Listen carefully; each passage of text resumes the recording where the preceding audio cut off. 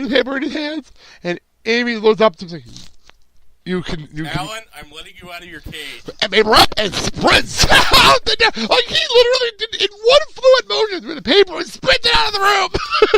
I haven't seen anybody move that fast without using the words clear out the bathroom. Oh, that was really, really funny. And this conversation pretty much led to Eric pretty much saying, I want to be a supermodel. The whole conversation turned into... this is exactly where I put my note of a head slap, because there was more head slapping here again. If I remember correctly, it was Alan this time, wasn't it? It was Alan this time. He pretty much said, I'll support anything that you do, and when he said that, he's like, crap. Crap. I have to go with this, don't I? I have to. Yeah, you kind of backed yourself into that corner. Well, Cory calls him out on that, too, by the way. Totally calls him out, saying how, he pretty much is wondering, figure out why I can see this, but and I love Alan. Like, just because I can see it and you can see it, the point is that he can't see it. And Cory, to his credit, tries his damnedest to turn this around, because he goes and says, "Can I say by Shawn? No, but I can't see this." Yeah.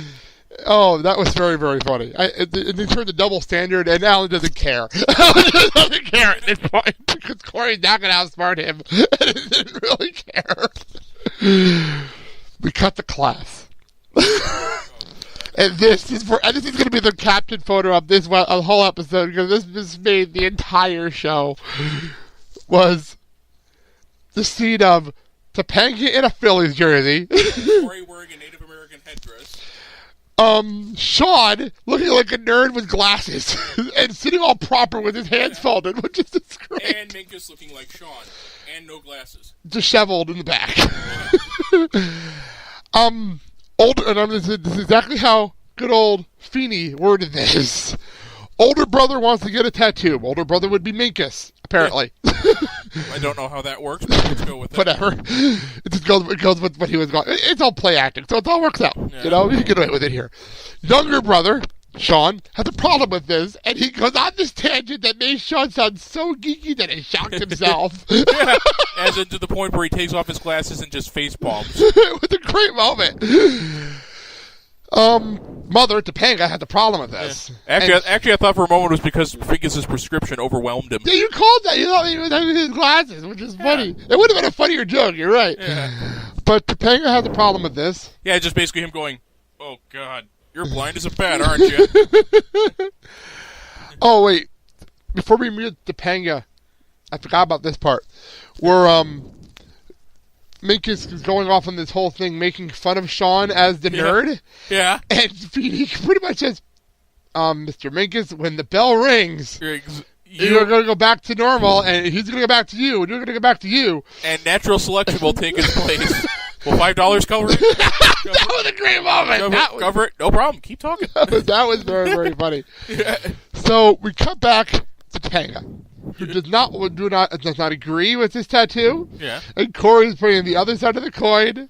And the over-the-top Native American speak. And you're basically using Topanga's own philosophy against that. That was hysterical. That was really, really funny. Cory is a tactical genius. Yeah, all of them are playing these roles so well. All four of them. So then Cory pretty much said it, and then all of a sudden Minkus got up and took off his shirt and is wearing a tattoo all over his chest, which is the biggest fake tattoo in the history of mankind, by the way. And strangely enough, all the women were going gaga over it. I think it was more the shock value than anything else on that one. And then Topanga was... Because honestly, I'm looking at this and I'm thinking, geez, kid, do a pull-up. Where did this come from, though? It doesn't happen out of nowhere.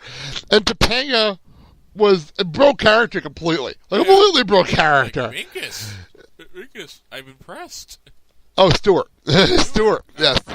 But Shawn was the one that was really impressed. Yeah. You got a dark side. As in, he even high-fives him. Yeah, he high-fives him, and everything was an awesome moment. It almost goes, don't go too far. It's a press on. Hey, who cares? It was still a moment. It fit the class. It fit the moment in the class. You know what I mean? Man, we were missing a great visual gag of him trying to get that thing pressed on. He probably had someone help him. All joking aside, you know what I mean? He probably had someone help him. So, obviously not one of the three of them because it was a shocking moment, but probably someone had to help him do it.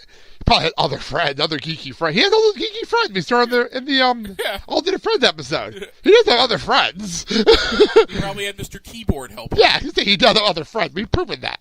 So... Or, sorry, he had the kid in the magician's cape do it. Yes, there you go. What's with the cape? What cape? Anyway, and this brings us to our lesson, which will be the Feeny audio after the show's over, where pretty much he explains that there is no model household, there are no model parents. Which, and we both cracked up. Unless your parents are Channing Tatum and Kathy Ireland, in which case they would literally be model parents. Okay. Wow, you threw me off there. He pretty much turns it into. Oh yeah, now I remember. Cory pretty much turns it back to leave with the beaver. Yeah. And yeah, he says. Feeny pretty much said this is not fake. That's made up. That's not real. Yeah. And Cory says, it's pretty nice. It's pretty easy to be a genius when you have Hollywood writers writing for you. And Feeny just goes, "I wouldn't know." That was funny. That was a great reaction. The only thing missing was an aside glance. He did look aside for a second, but didn't look at the camera, which was very, very funny. He probably laughed at himself with that joke in the script. He really did. So that's that. We have our moment with Feeny. We move back to the mall, and Eric confronts her. Not confronts her. Eric finds two girls in the mall with Jason, and he asks Jason to sit with them, come back here for 4 o'clock. Yeah. Be here at 4 o'clock. Yeah. And he's gonna go to his wardrobe. Oh, wait a minute. Before that, when he comes up, he goes, the talent's here, and the photographer looks at Jason and goes, "Who are you?" "I'm the happy side." That was good. That was very good. We cut to Eric in a lobster costume. And he'll be pursued by several screaming fangirls with drawn butter. But he calls Cory and Shawn over. Yeah. That lobster appears to know you, Cory. What kind of idiot would wear a lobster costume in the mall? Oh, it's Eric. I just like the fact he just says this like it's so blasé. Oh, it's Eric, of course. Yeah. I was like how they don't ask how he even wound up in the lobster suit. Well, they probably put two and two together. Yeah. You know what I mean? Put two and two together. But obviously, they knew about the scam earlier. I think they put two and two together here. But then again, this is also Eric, so yes. He asked him to try to get rid of the girls. They failed miserably. Yeah. Well, not for lack of trying. No, he did try, but before they can even get them to leave, we hear an announcement for free lobster, and those two girls are way too excited about free lobster. Can I say that? They're way too excited. What is like lobster and aphrodisiac? I thought it was oysters. I thought that was oysters. Anyway, they're way too excited about lobster, and we find out that Larry the lobster is over a tub of butter. And that came in, and Eric is Larry the lobster. And basically, you get the free lobster meal if you can dunk Larry the lobster into the tub of butter. And the girls convinced Jason to do it. Well, actually, they said, well, maybe we should be caring and sensitive. Then we wouldn't be us. Yes. Dunk him. So. And Eric busts out the same thing that Jason used on him earlier. Yep. We've been friends since 3 years old. Are you going to really do this with two girls you don't even know? See ya. And Jason pitches. And he hits the sign so hard that it broke the sign off. And you had to rewind it because you didn't believe it. And he broke the sign straight off the bearings. Which would actually be even more impressive if we even knew if it was Jason Marsden or not who did the pitch. That was a great throw. Yeah. Yeah, I was gonna say if Jason Marsden actually did the throw, that would have been really impressive.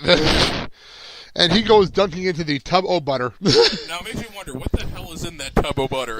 I don't think it matters. It really doesn't matter. Well, it's gonna say it's either that or Oliver Reed really had a bladder control problem. Wow. Back home. It kind of reminds me of those anti-drug driving commercials where they'd pull the guys over and they'd have like a car full of liquor or whatever. Yeah. You know where it is. My personal favorite was, we always had like a wise ass comment for each one. My favorite one was the guy who gets pulled over, and his car is full of beer. Uh-huh. Beer. Have you been drinking tonight, sir? My comment was, no, I just couldn't hold it.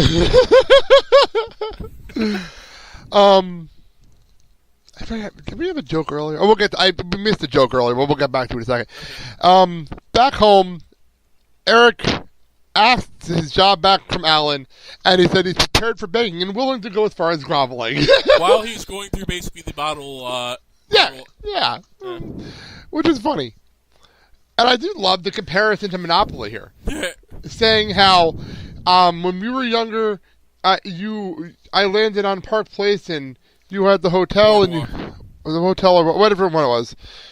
And Boardwalk or Park Place, and you had a hotel on it and you let me roll again on a misroll. This is a misroll.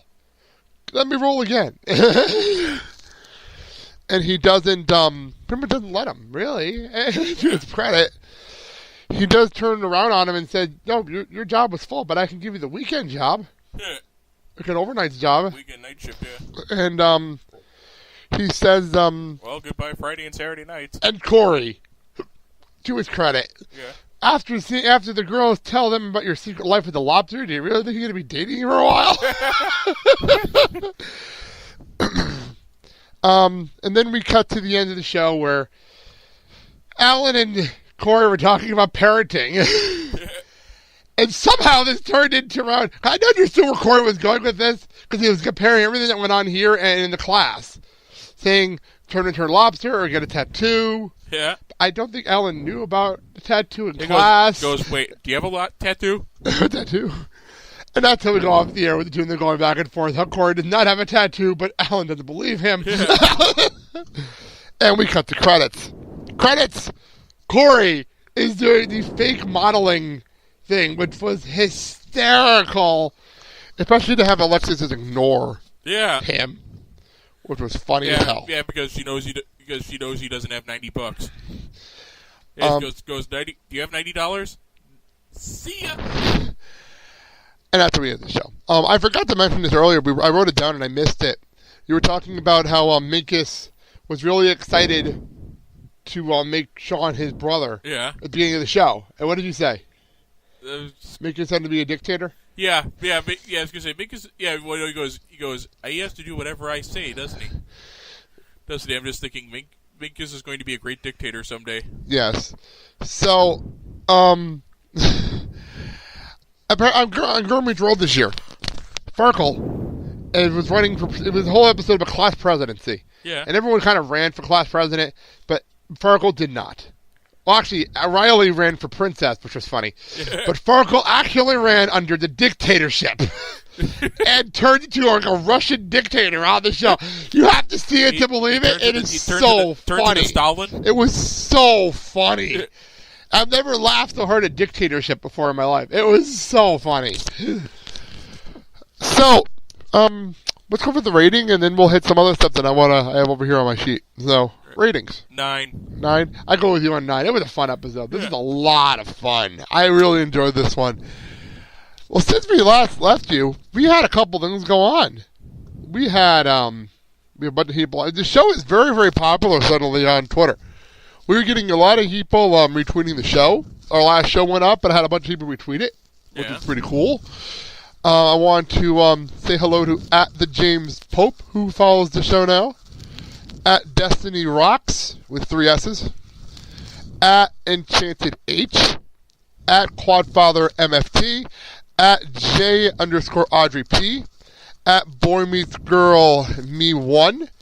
And @B_G_M_W_fans.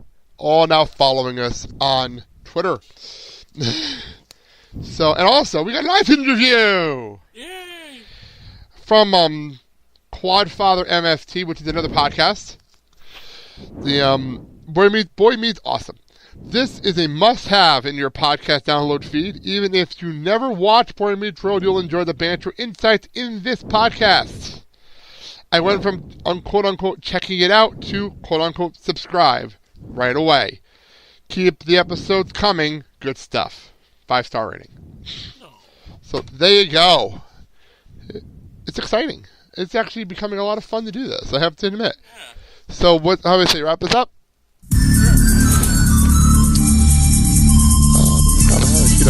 There it is. Please rate, review, as Podfather over there did. And we'll read it here on the show.